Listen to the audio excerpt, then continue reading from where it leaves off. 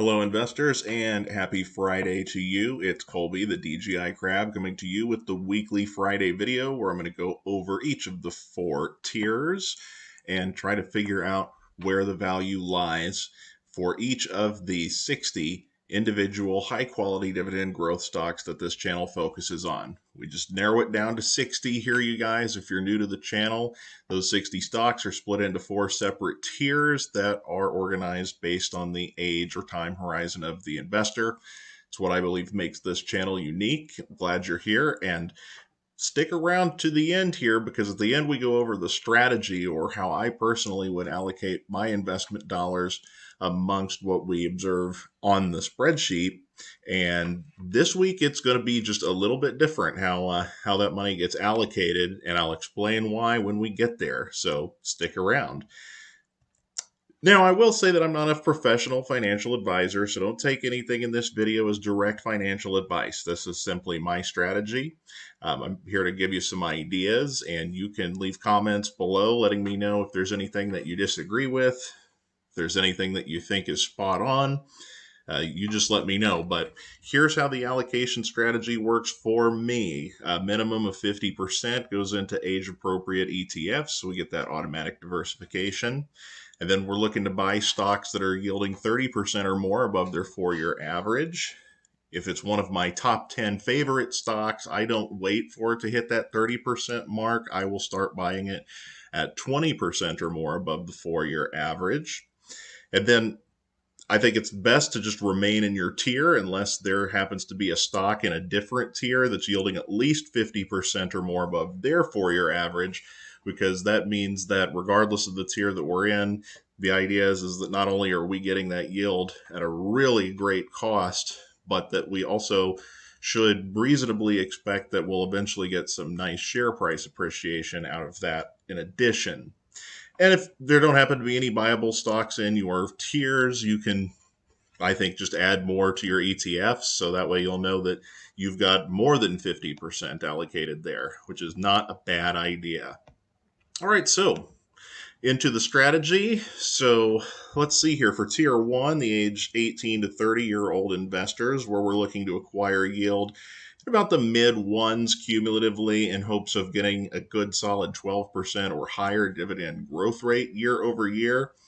Not much has changed on this one, you guys. Nike remains super undervalued. They've not fully recovered from their big price drop a few months ago. 4-year average yield is slowly ticking up the longer they stay down here, but Nike remains a fantastic buy, and I think they will be so long as they're under $90 for sure. Nordson continues to be right at the buy zone here, and it is still yielding almost 1.25% when it typically doesn't even yield a full 1%. So great chance to add a dividend king and an excellent compounder there. Kroger just happened to have earnings this week. They beat earnings, so their stock went up.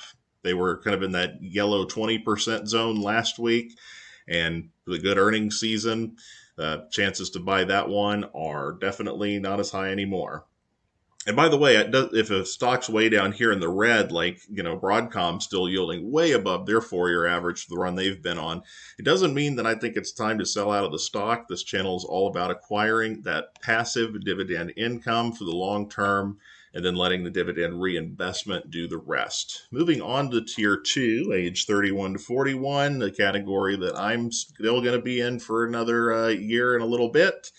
Also still looking at the same 2 as last week, Hershey and Target. Both are good, solid values to me right now, yielding in the high 2s. Happy to get them there. This tier 2 category, we're looking to get stocks more in the mid 2% yield range or higher in most cases.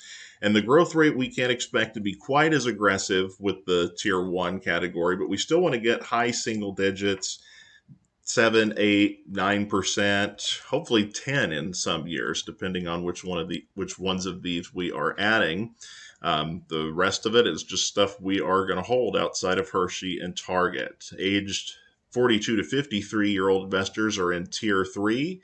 They've also got the same two from last week, although they keep flip-flopping positions. Now Hormel is in the top spot with Archer Daniels Midland trailing just behind them.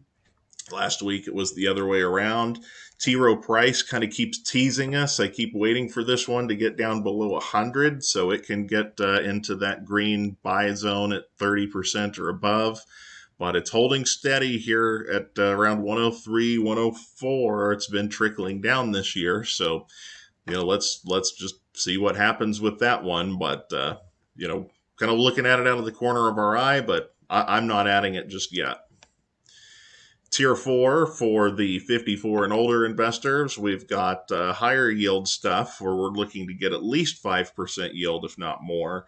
And we're not giving up the idea of year-to-year dividend growth rate. We still want to get that good solid 3-ish%, but acquiring higher yield at this age, more important. The time horizon, unfortunately, is not going to be as long, the older you get.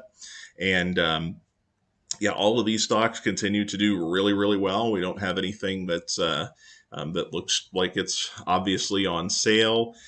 Again, when the Fed starts cutting rates, we might start taking a look at something like Maine or ARK, our two BDCs. Generally, with lower interest rates, that can be a bad thing for the bottom line on these business development companies. So maybe they start to drop a little bit and get closer to that buy zone, but just waiting and seeing here.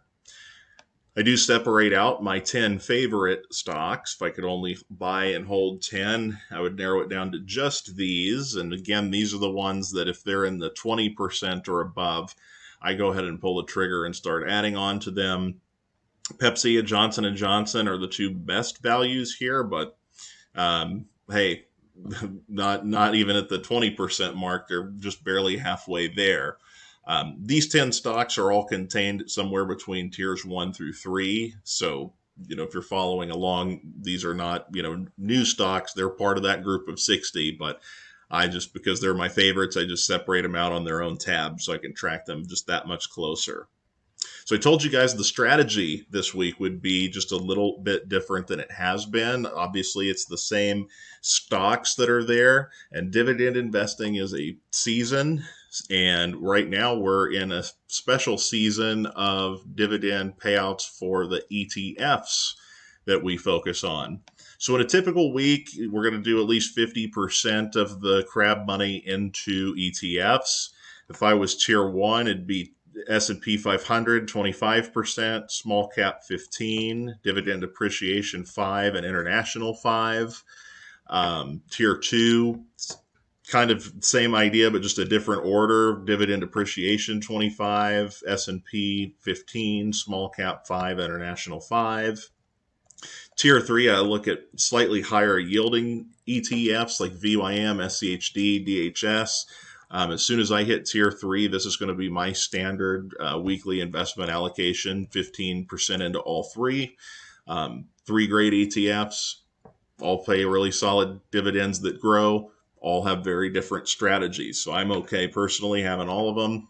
You could pick one of your favorites and just do 45 into that. That'd be fine too. But I like to have some diversification here. And then finally, the tier 4 folks are going to have the high yielding SPYD, and then some alternative investments like bonds, preferred shares, MLPs, covered calls, ETFs, and they're all going to have that 5% into the international VYMI ETF.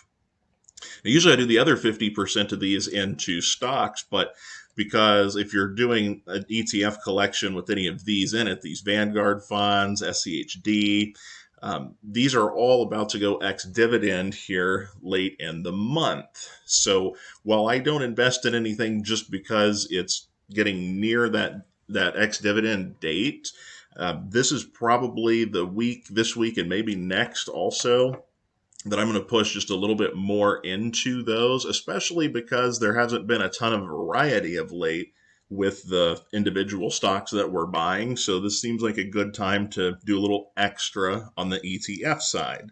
So on tier 1, based on how that's laid out, I do 25% allocation into Nike, 15 into Nordson. So we're getting those two very undervalued ones on the tier one. And then that extra 10%, I'm just going to add that on to VOO. So that would end up being a 35% allocation into S&P 500. Nothing wrong with that. Now, tier two, the tier that I am in, I looked at 25% into Hershey, 10% into Target, because Nike is above that 50% undervalued mark. 5% just kind of reached over, did a little bit into Nike, and then I would go the extra 10% there. Would go into VIG at this tier to really start building that dividend growth compounding that VIG provides. So that'd be 35 there. For the tier threes, it'd be 20% Hormel, 15% ADM. We're grabbing the two undervalued ones there. Even at this point, I'd still reach down and do a little 5%er into Nike. Not only is it 50% undervalued, I've still got it above 70%. So, hey, why not? Not the greatest yield here for 42 to 53, but the growth rate should be better than most of it, not all of the stocks on your current tier. And then just do 5% extra here into VYM and SCHD. So that would end up being 2020, 15.5. All right. And then for the tier four folks, we've been doing some double down on this one where there's nothing in that tier four that looks like it's super undervalued. You know, a tier four person, if they already had a pretty good amount of yield built up and they weren't trying to rapidly acquire immediate income with their new money and they still wanted to get some growth, I mean, I guess they could reach down there and grab a little bit of Nike, but I just think it, even as good of a deal as Nike looks right now, I still think anything, you know, that solidly under 2% starting yield, if you're 54 and up, I just don't know if that would be the kind of thing I'd be looking to add even at that price. So gonna do an ETF double down here. So instead of 15, 5, 5, 5, 5, 5, it would end up being 30, 10, 10, 10, 10, 10, 10, 10. I don't double down on the international. I'm just going to be rigid on that, keep that at 5%. And since the theme here this week is to add on extra to the ETFs, I'd take that extra 5% because we're not doubling down on the international, and tack that up here on my primary stock ETF. So this would be 35, 10s down all the way down through here, and then 5 on VYMI. All right, so hopefully that all makes sense. And look, right now we are in the season of buying a handful of different stocks. You know, when you're just kind of doing this repeatedly over and over, week after week, it can start to feel a little bit repetitive if you are, you know, just steadily increasing, or, you know, trying to increase your passive income and you're adding stocks. You know, you might start to think after a few months of a stock being down, should I continue to just add on to this? It feels like it's just been forever of me just adding on to this, not seeing a lot of results in terms of share price appreciation. And guys, I really wouldn't worry about that unless there's some particularly awful news that happens with one of these companies that could impact what they're doing with the dividend.